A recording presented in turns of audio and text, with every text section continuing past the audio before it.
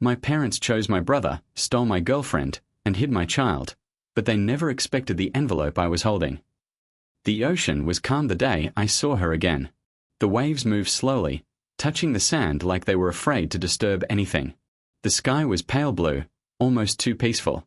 It didn't match the storm building inside me. 7 years ago, I left this town with one suitcase and a broken heart. I remember standing at this same beach, staring at the horizon, promising myself I would never come back unless I had something to prove. Now I was back. And behind me stood the proof.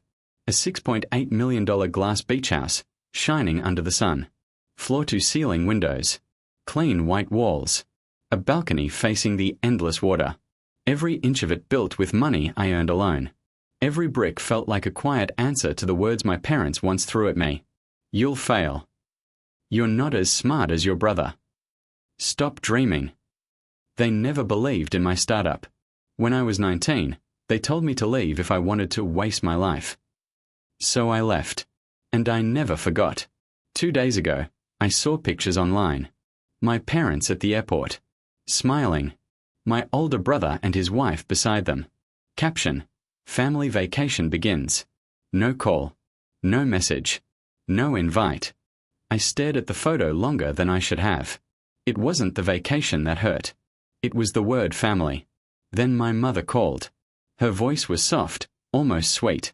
Since you're always busy, we thought we'd use your beach house for the summer. It shouldn't sit empty. Not even a question. Just an assumption. As if I owed them.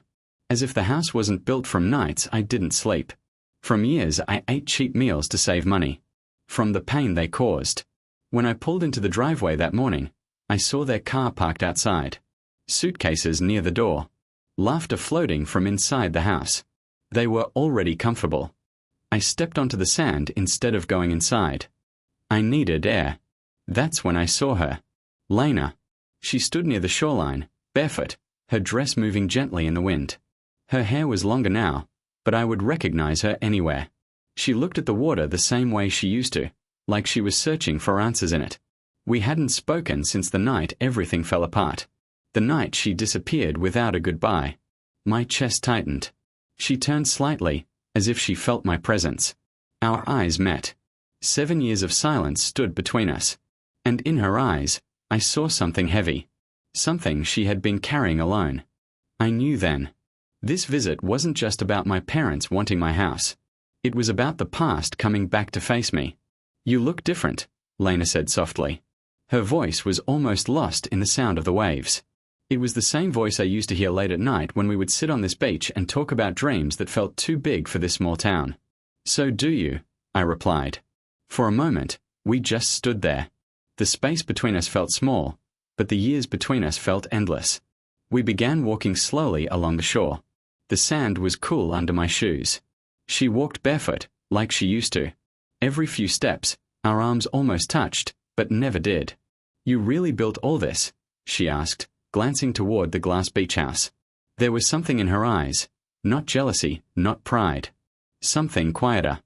I had to, I said. I had to prove them wrong.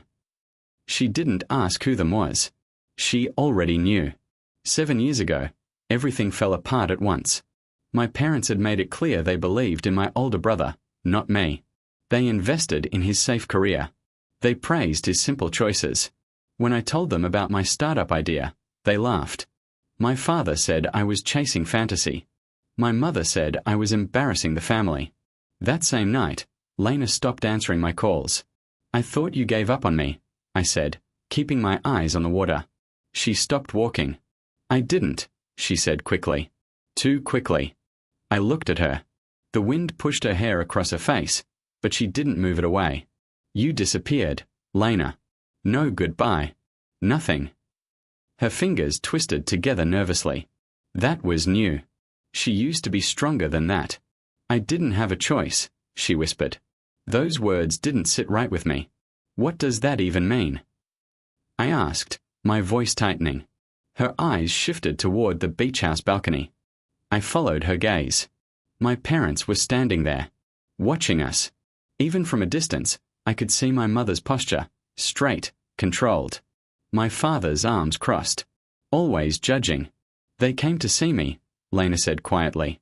A cold feeling moved through my chest. When? The night before you left. My mind raced. They told me. She paused, swallowing hard. They told me if I really loved you, I would step aside.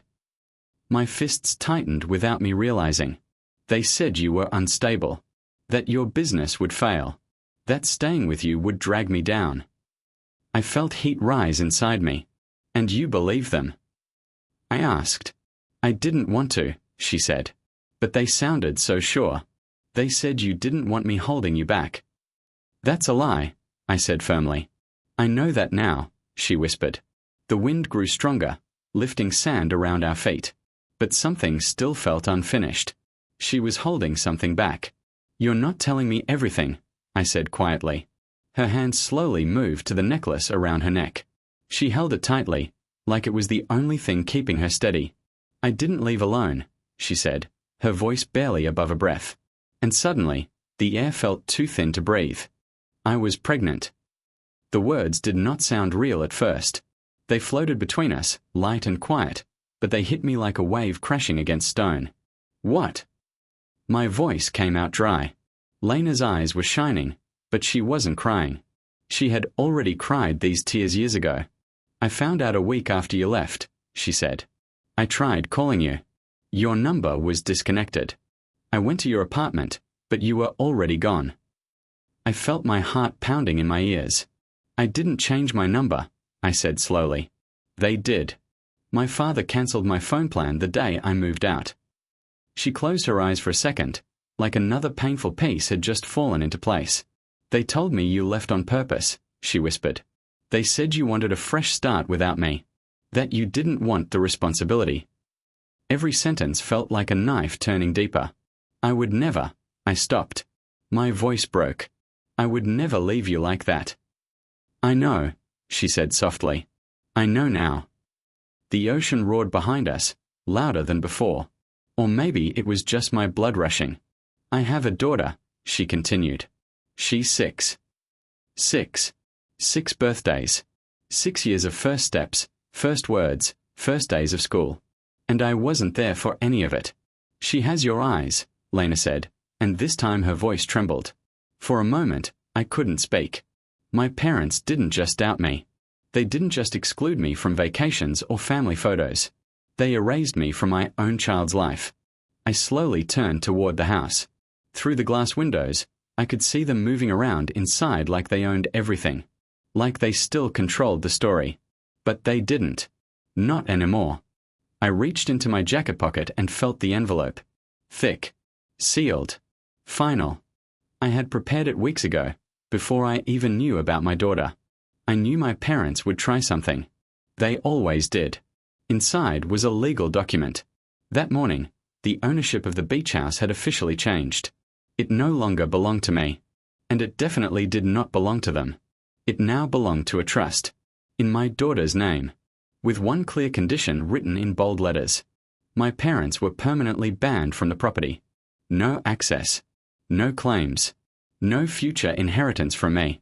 I walked up the steps calmly. My mother smiled when she saw me, like she expected me to apologize. I handed her the envelope. Her smile faded as she read.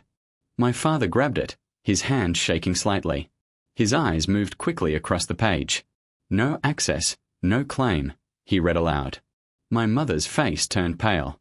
You can't do this, she shouted. I looked at them, steady and calm. You excluded me from your family, I said quietly. Then I looked back at Lena. At my daughter. The waves crashed hard against the shore. So I built my own.